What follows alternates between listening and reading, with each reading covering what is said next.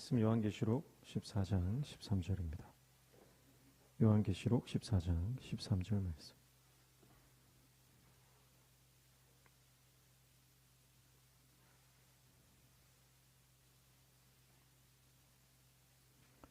계시록 14장 13절 우리 함께 읽겠습니다. 시작. 또 내가 들으니 하늘에서 음성이 나서 이르되 기록하라. 지금 이후로 주 안에서 죽는 자들은 복이 있도다 하시매 성령이 이르시되 그러하다. 그들이 수고를 그치고 쉬리니 이는 그들의 행한 일이 따름이라 하시더라. 아멘.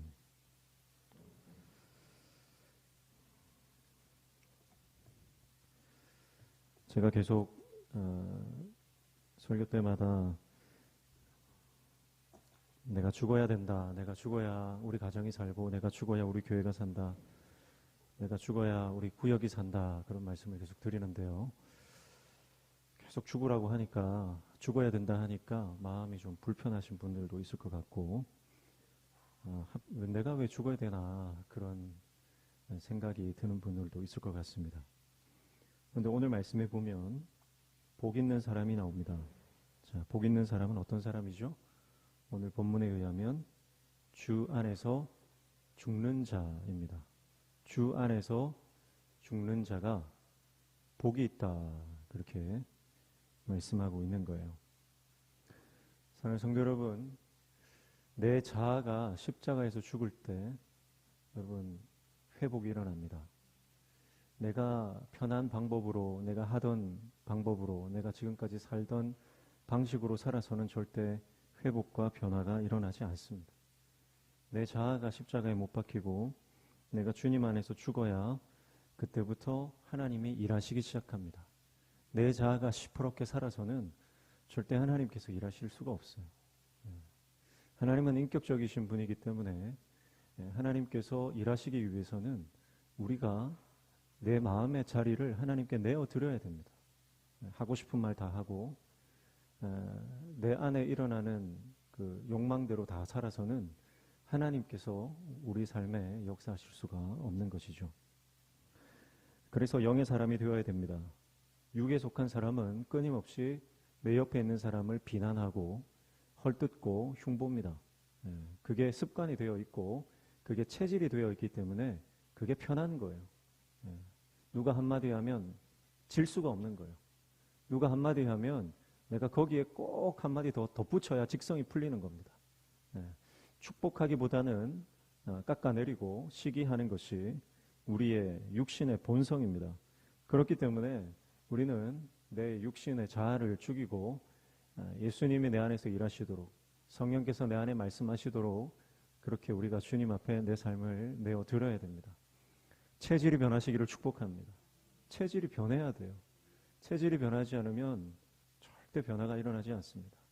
그래서 내가 하고 싶은 말을 할 때 그 말을 하는 것이 아니라 기도의 자리로 나아가시는 것. 기도의 체질로 변하시기를 축복합니다. 기도하면 반드시 변화가 일어납니다.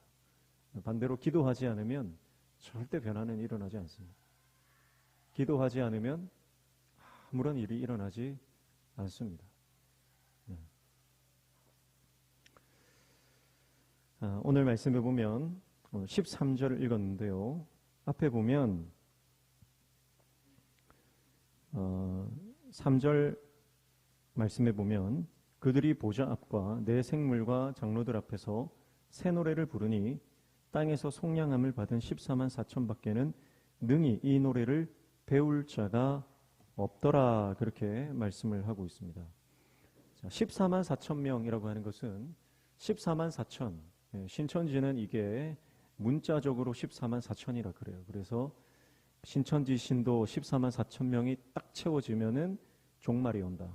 종말이 오면 이만희가 온 세계 대통령이 되고 이만희가 각 나라와 도시를 떼어다가 그 14만 4천 명에게 하나씩 하나씩 나누어 준다. 그렇게 교리를 따르고 있습니다. 근데 이미 14만 4천 명이 넘어서 이제 알곡이 14만 4천 명이 돼야 된다. 그 말을 바꿔서 지금 하고 있어요. 여기서 14만 4천 명이라고 하는 것은 문자적인 숫자가 아니고 가장 많은 숫자를 말하는 겁니다. 그러니까 허다한 무리를 말하는 거죠. 그래서 이스라엘 백성들 구약의 대표가 12지파, 12족장들이죠. 12는 완전한 겁니다. 구약에는 12지파 족장들이고 신약에는 12사도입니다. 그래서 12명의 또 사도들 합쳐서 24장로들이죠. 자, 이것이 이제 12 곱하기 12 하면 144가 되죠. 그러니까 14만 4천이라고 하는 것은 구약과 신약의 모든 바알에게 무릎 꿇지 않고 예수님의 말씀을 따라 사는 제자들, 그 제자들의 허다한 무리를 14만 4천으로 표현한 것이지 이게 정확하게 14만 4천 명만이 구원받는다는 의미가 아니에요. 자, 그런데 이 14만 4천 명이 뭘 하고 있습니까? 새 노래를 부르고 있습니다. 새 노래를 불러요.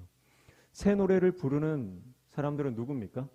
새 노래를 부르는 사람들은 바로 용과 두 짐승의 거센 핍박과 유혹 속에서도 끝까지 타협하지 않고 굴복하지 않고 영적인 싸움을 싸웠던 하나님의 사람들입니다.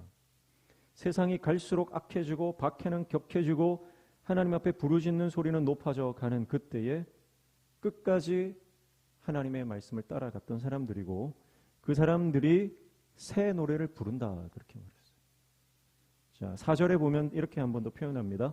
이 사람들은 누구냐? 이 사람들은 여자와 더불어 더럽히지 아니하고 순결한 자라 어린 양이 어디로 가든지 따라가는 자며 사람 가운데서 속량함을 받아 처음 익은 열매로 하나님과 어린 양에게 속한 자들이다 그렇게 말하죠.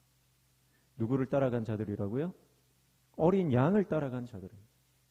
세상이 어떤 위협을 하고 공격을 하고 지금 용과 짐승이 큰 권세를 받아서 이 땅을 통치하고 다스리는 그때, 믿는 자들을 박해하는 그때에 그 권세자들을 따르지 않고 세상의 흐름에 내어 맡기지 않고 세상의 그 더러운 유혹을 결연히 물리치고 시대를 역행해서 말씀을 따라갔던 어린 양을 따르던 그 사람들은 뭘 한다고요? 새 노래를 부릅니다. 영광스러운 새 노래를 부릅니다.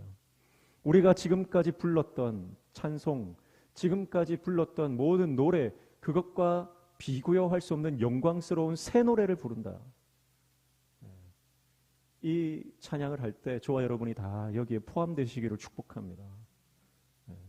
결국 이 어린 양 예수께서 승리하실 때 하늘에서 천군 천사들이 승리를 선포하고 수많은 순교당한 백성들과 이 땅에 남아있는 어린 양을 따르던 백성들이 새 노래를 부른다는 거예요. 새 노래의 주인공 되시기를 축복합니다. 그래서 음녀의 유혹에 빠지지 않고 신랑이신 예수를 향해 정절을 지킨 사람들, 이마에 짐승의 표를 받지 않고 어린 양이 인도하시던 대로 따라가던 사람들, 모래 위에 선 용과 영적 전투에서 이긴 사람들, 그 사람들은 영광스러운 새 노래를 부르며 하나님을 찬양할 것입니다. 그 어린 양을 찬양할 것입니다. 그래서 지금도 수많은 고통과 환난과 역경 가운데서 끝까지 말씀 붙잡고 어린 양을 따라가는 성도들이 이 땅에 존재합니다. 지금 이 가운데도 저와 여러분들이 거기에 포함되어 있는 줄로 믿습니다. 이 말씀은 어떤 말씀이냐? 끝까지 어린 양을 따라가라는 격려의 말씀이고 어떠한 세상의 거센 도전 앞에서도 끝까지 그것을 저항하고 영적 싸움을 싸워 나가라고 하는 도전인 줄로 믿습니다. 그래서 오늘 우리가 고난 앞에 타협하지 않고 불굴의 신앙으로 나아갈 때 내일 주님 앞에 정결하게 영광스러운 모습으로 설 것입니다.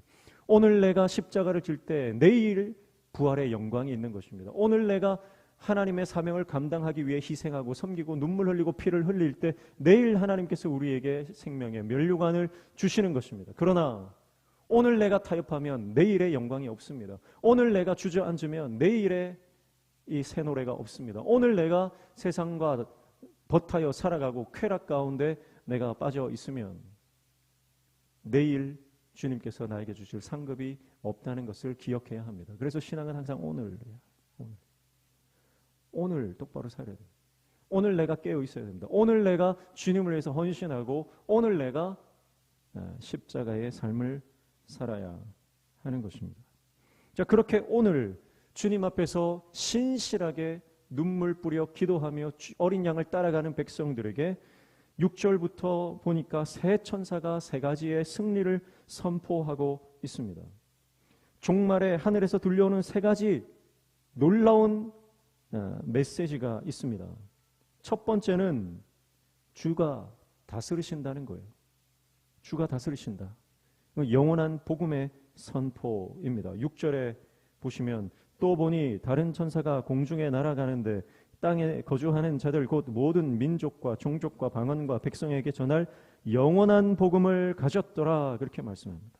복음, 여러분 복음이라고 하는 것은 이 당시에 복음은 로마 황제가 즉위하는 것이 복음이었습니다.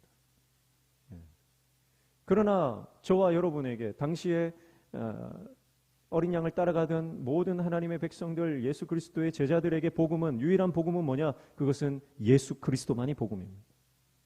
세상 모든 사람들이 로마 황제가 복음이라고 말하는 그때에 유앙겔리온 복음이라고 하는 것이 오직 예수 그리스도만이 복음이다. 그것을 선포하는 것이 하나님의 종이죠. 그리고 결국 마지막 때에 어린 양이 승리하시고 그 영원한 복음, 이 땅에 있는 순간적이고 일시적이고 제한적인 복음, 제국의 황제가 등극했다라고 하는 그 놀라운 복음이 있지만 그것은 순간적인 것이다. 오직 영원한 복음은 예수 그리스도가 우리의 왕 되신다라고 하는 것입니다. 로마 황제가 다스리는 것이 아니라 주님이 예수님께서 우리를 다스리신다고 하는 것, 이것이 영원한 복음이고 이 영원한 복음이 이제 하늘이 열리고 선포되는 것입니다. 두 번째는 때가 찼다는 것입니다. 8절에 보시면 두 번째 천사가 또 다른 천사 곧 둘째가 그 뒤를 따라 말하되 무너졌도다 무너졌도다 큰 성 바벨론이요 모든 나라에게 그의 음행으로 말미암아 진노의 포도주를 먹이던 자로다 하더라. 무너졌다 무너졌다 이제 때가 찼다 이 말입니다. 어린 양을 따르던 자들을 핍박하고 교회를 공격하고 성도들을 죽음으로 내몰던 순교하게 만들었던 그 모든 어둠의 세력들 다 무너지게 되었다. 이제 심판의 때가 왔다라고 선포하고 있습니다. 이것이 오늘 복음을 위해서 눈물 뿌려 십자가의 길을 가던 자들에게는 놀라운 승리의 소식이고 위로의 소식이 되는 것입니다. 세 번째는 짐승을 숭배하던 우상 숭배자들이 심판받을 것이다. 그렇게 선포합니다. 9절이죠. 또 다른 천사 곧 셋째가 그 뒤를 따라 큰 음성으로 이르되 만일 누구든지 짐승과 그의 우상에게 경배하고 이마에나 손에 표를 받으면 10절 그도 하나님의 진노의 포도주를 마시리니 그 진노의 잔에 섞인 것이 없이 부은 포도주라. 거룩한 천사들 앞과 어린 양 앞에서 불과 유황으로 고난을 받으리니.